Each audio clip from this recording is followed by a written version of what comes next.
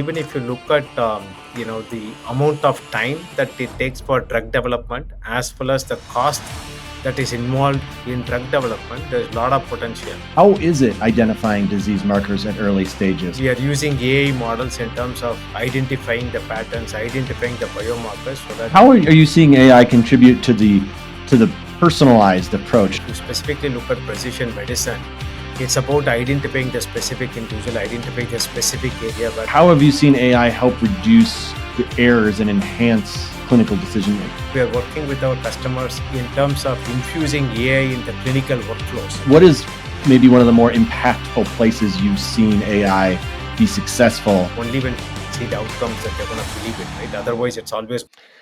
Hello and welcome to Healthcare Journeys. This podcast is brought to you by S2M Health, a trusted partner for U.S. healthcare payers and providers. From accurate risk adjustment coding to full spectrum RCM services, S2M Health combines clinical expertise with precision operations to drive better outcomes across the healthcare ecosystem. My name is Kevin Rosenquist. Thanks for being here today.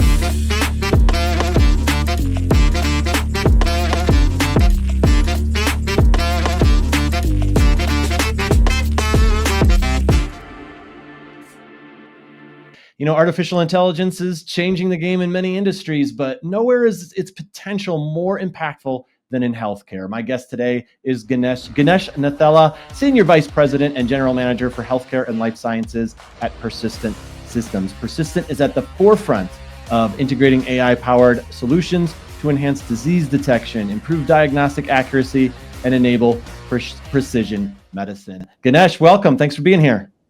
Thanks, Kevin. The pleasure is mine, and thanks for having me here. Absolutely. I'm excited to talk about this. I mean, AI, obviously, not a hot take to say that AI is a big deal right now. But can you walk us through how AI is being integrated into diagnostic workflows from medical imaging to lab tests and how you see it's improving the speed and accuracy?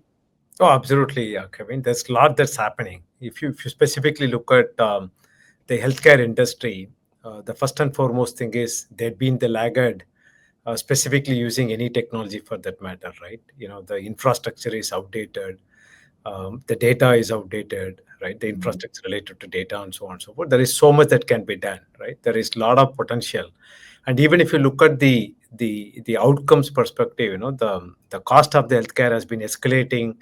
The health outcomes are not there, right? The experience is not as much good as any other industry. There's significant amount of potential, and I'll give you a few examples in terms of what is happening and what's the art of possible as well, right? Okay. Specifically, if you look at some of the subsegments that you spoke about, imaging, that has the highest potential in terms of AI, right? Take the help of any imaging that we do today, whether it is going to a diagnostic center, doing a PET scan or doing an MRI or doing X-ray and so on and so forth. There are so much of cancers that are happening there, right? Whether it is breast cancer, whether it is prostate, whether it is lung cancer, right? AI has significant amount of potential in all these areas, specifically with the radiologist, both with their experience as well as the availability. There's good amount of need for using AI in terms of detecting cancer in all those spaces, right? That's one example. Mm-hmm. The second example is even if you look at the amount of time that it takes for drug development as well as the cost that is involved in drug development, there's a lot of potential. And we do work with many of our customers today, specifically the clinical research organization and as well as with the pharma companies for helping them using AI for doing the clinical trials, identifying the right patients, identifying the right molecules for drug development, right? And there are many other examples, but these are the two examples I would give, Kevin. Yeah, I mean, obviously, the ability to detect diseases earlier, right? And that's humongous, right? I mean, that is one of the biggest things that AI can help with in this area. How is it identifying disease markers at early stages? How does that lead to better patient outcomes, and what exactly is happening there? No, absolutely. So I'll give you a few examples, right? Say today, we are working with one of the hyperscalers, right? And traditionally, let's say if somebody has some kind of a condition related to cancer, right? And typically what happens, they would take the tissue for biopsy, they will put it under microscope, they will do the review and so on and so forth, which takes several hours, typically 8 hours to many days, right? So we worked with this hyperscaler when we used AI in terms of identifying the circulating tumor cells in liquid biopsy, right? And that time was significantly cut down from many, many hours, as an example, in this case, from 8 hours to few minutes, right? Approximately 30 minutes, right? So that's one way where, we are helping our customers in terms of, reducing their timeline. Obviously, it will improve the experience and as well as the health outcome, right? Similarly, if you look at, there are few other examples. We are working with some of the cutting edge companies who are focused on population health management, both on the relative space, specifically on the chronic kidney disease, as well as lung cancer, where we are using AI models in terms of identifying the patterns, identifying the biomarkers, so that the treatment can be done in a better manner. Right? There are few other examples as well, Kevin. That's such cool stuff for sure. How are you seeing AI contribute to the personalized approach? You guys do more. You're about tailored treatments to individual patients. How is that happening, and what makes that such a powerful tool in improving healthcare? Absolutely. See, if you look at the personalized medicine and precision medicine is what we call, right? If you specifically look at precision medicine, it's about identifying the specific individual, identify the specific area where the treatment is needed, right? Today, we work with many of the companies in the diagnostic space, specifically on the personalized medicine and precision medicine, right? I'll give you a few examples. The genomic data, essentially what we do is we work with our customers in terms of collecting the genomic data, right, from each of the individuals, and then now you combine that with their lifestyle as well as the clinical data, right, which essentially you can get it from the EHR. And if you combine all these things, then you have the data that is needed, which is the longitudinal patient record, essentially, which gives you a complete view of all these things, which helps you to make sure that the individuals are treated properly, with the specific conditions that they have, right? That's the way we do it. And we work with many of the diagnostic customers today, specifically in helping them with these things. Mm-hmm. One other thing that when it comes to the diagnostics is the accuracy, and human error, obviously always a concern in healthcare, especially in high stakes fields like oncology, cardiology. How have you seen AI help reduce the errors and enhance clinical decision making? Sure. So essentially what we have done, we have worked with a very, very large customer of ours in terms of helping them identifying the oncology patients using clinical trials, right? So in this case, we have used AI to specifically identify the patient using the exclusion and inclusion criteria, right? That's number one. The second thing is what I spoke about, multi-omics data, right? If you look at it, we collect data from multiple angles, right? Whether it is genomic data, whether it is the life sciences, lifestyle, as well as looking at the clinical data, and then you create a record which is a longitudinal patient record and take actions on that, right? Those are some of the examples in terms of how you can do that. The second thing is what we're also doing is going back to the first example we spoke about, which is your imaging, right? Essentially what we are doing is we are working with our customers in terms of infusing AI in the clinical workflows as well as a clinical workbench, right, which is being used by the radiologists today. So it is essentially think of it as human in the loop, right, where AI is assisting with them while the radiologist and others are the clinicians are making decisions, where AI is assisting them with additional information so that the human error is reduced and your efficiency goes up and so on and so forth. Okay. And obviously one of the bigger concerns people have with healthcare is cost, the rising cost, and all that. Is AI able to help streamline processes and make healthcare more affordable? Oh, absolutely. I'll give you a few examples of what we are doing with our customers, right? So there is a customer who is focused on pharma today, and they are in the pharma space, and they also have clinical research organization arm. Essentially, what we have done is we have worked with them very closely in terms of building a product, which is essentially the AI-led drug discovery and development platform, right? This platform, think of it as a workbench which has multiple modules, right, where it has the ability to identify the right molecules which is used for drug development, right? Now, not only they are using it, they're also using this as a platform and product which they are selling it to other pharma companies, right? So this has significantly reduced the timelines, and it also brought the cost significantly. That's one. The second example I spoke about is the clinical trials, right? If you look at the clinical trials, the longest pole in the tent in the clinical trials is the identification of the right patients, right? Which also has significant amount of cost involved in that. Now think of using AI in the entire value chain for the clinical trials. You have very good opportunity for you to reduce the cost as well as improve the accuracy as well as improve the time to market, Kevin. Mm-hmm. Yeah, another thing with it is obviously you're never getting rid of the human aspect of it, right? You have to have people involved. AI is not going to replace the doctors and all that, at least not yet that I know of. Is it difficult to get the collaboration between AI systems, the healthcare professionals, the legacy systems that hospitals and doctors are already using? How does all this talk to each other, and how effective is it now, and where can it go? Yeah, I think, see, it's going to take some time, right? Yeah. There are few areas, I gave you examples, right? There are few areas of where we are seeing clearly adoption, right, of AI, right? And it's going to take some time in terms of, like getting it to full scale where everybody is adopting and everybody is embracing it, right? It's just going to take some time. This is where, the clinicians and others, they have to see the results. And there are also, given the healthcare is heavily compliance and regulatory related, it also needs a lot of approval from FDA and so on and so forth. And there is some work that needs to be done there as well, right? But it's definitely is going to be a journey, right? And we Yeah. are seeing areas where there are some adoption going on right now. In our view, I think it's just a matter of time where it will get into full scale, Kevin. How far are we from real-time disease detection? I think we're already there, right? I'll give you a few examples, right? See, even if you look at, there are few things that where we are seeing there is significant amount of investments that's happening, right? Take the example of hospital at home. Take the example of remote patient monitoring, right? The one other example which are getting prevalent today, think of this as, if somebody has diabetes, right? As an example, there are a few CGMs, which is continuous glucose monitoring, which is already in play, right? Where you are constantly monitoring the glucose, the blood glucose levels, at Yeah. real time, right? Right. So there are many examples of, what can be done, right?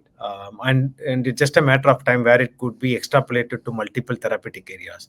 The example I gave is, like on diabetes. Similarly, if you look at chronic kidney disease, that's another area where we are seeing that AI has significant amount of potential, right? And the other area is, like cardiology is another area where you have significant amount of potential, right? So I think there are multiple use cases that we see where it could be applied, Kevin. Where do you think it can have the biggest impact that we haven't tapped into yet in healthcare? Yeah, I think the biggest impact is, in terms of improving the health outcomes, right? In terms of, see, if you look at US in general, the amount of dollars that are spent on healthcare, it's probably one of the highest with respect to the GDP, right? But if you look at the health outcomes, we probably are not there compared to some of the countries in Europe and so on and so forth, right? In terms of the health outcomes as well as life expectancy and so on and so forth. I see the areas where I think AI can make a significant difference is one is drug development is an area, right? Where not only you can reduce the cost, but you can also accelerate the time that takes to the drug development. That's number one. The second example you yourself has spoke about, right? Think of, cases where you are able to do real-time detection, right? And where you can prevent a lot of, casualties and so on and so forth. That's the second area. The third area is, I think the key is this, right? If you look at the preventive and predictive healthcare is going to be very, very important rather than reactive, right? Right. Not only you want to save lives, you can prevent the disease progression as well as you can save good amount of dollars as well, right? So those are some of the areas that I can give examples of, Kevin. Yeah, that's interesting. I mean, one of the things that's kind of a common topic on this show, and you hear a lot about is large corporations or industries having these outdated legacy systems that really need to be upgraded. So when it comes to these AI solutions, like what you guys do at Persistent, how difficult is it to get your system, to get all of these AI systems integrated with some of these older legacy systems that some hospitals and doctors are still using, particularly in rural areas? Yeah. No, I think the first and foremost thing is, no, we work with many of our customers. If you look at Persistent, right, our legacy itself, and if you look at our DNA, we are really known for modernization capabilities, right? So today, what we do is, like when you are specifically talking about AI, data is going to feed into AI, and AI is going to feed into data, right? It's a continuous loop, right?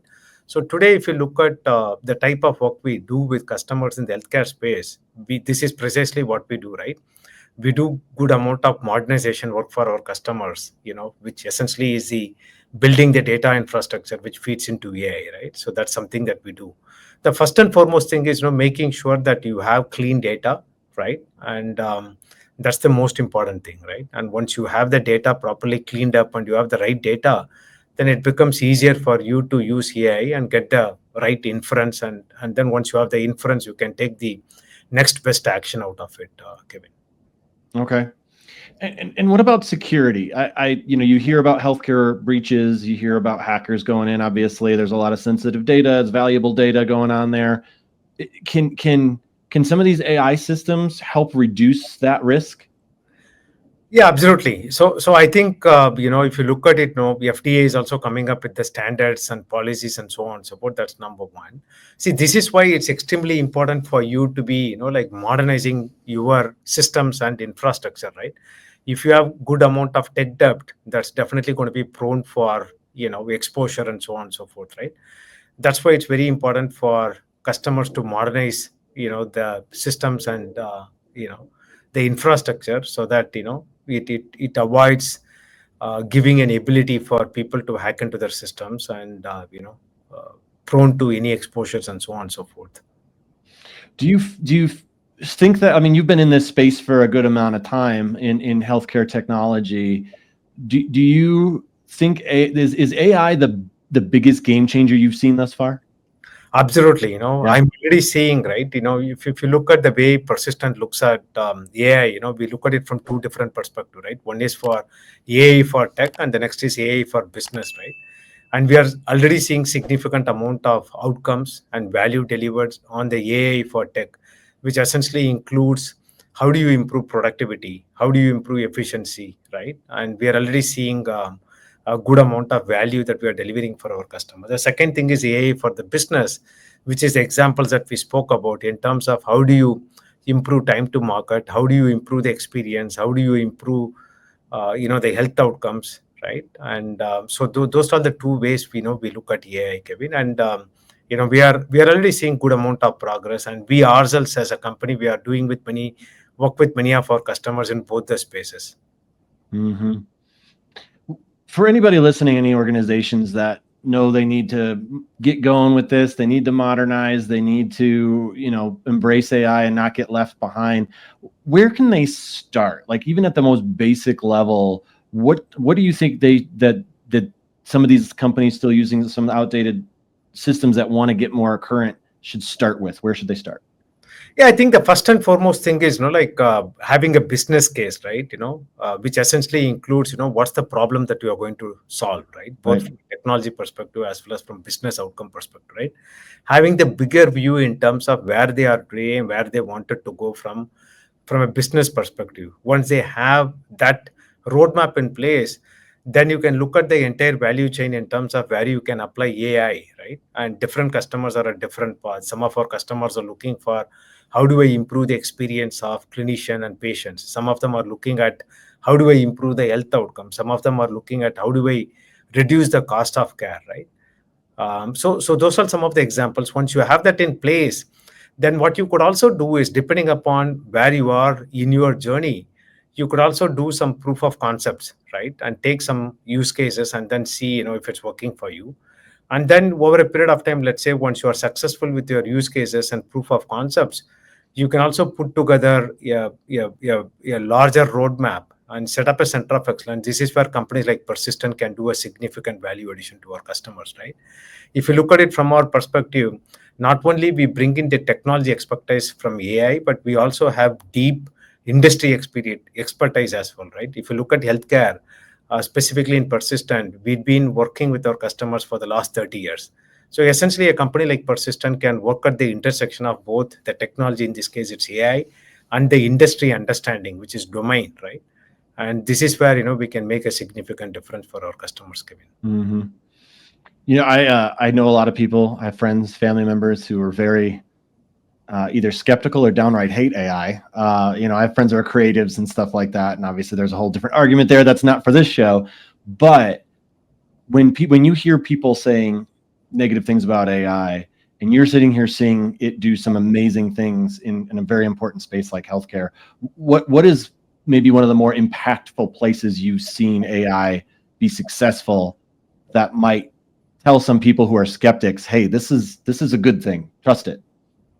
Yeah, I think I'll again go back to the examples that I was talking about, right? I think for the people who don't believe in, identify few use cases which are hard to solve, or probably in some cases, like whether easy to solve use cases, and apply AI on that, right? See, many times what happens, the proof is in the pudding, right? And only when people see the outcomes that they're going to believe it, right? Otherwise, it's always going to be a conversation of, someone versus somebody else, right? That's never going to work, right?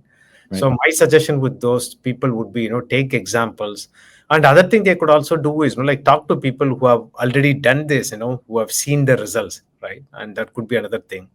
And the third thing is go to conferences and things, where there are many companies who are coming and showcasing AI, what's the outcome that they've delivered.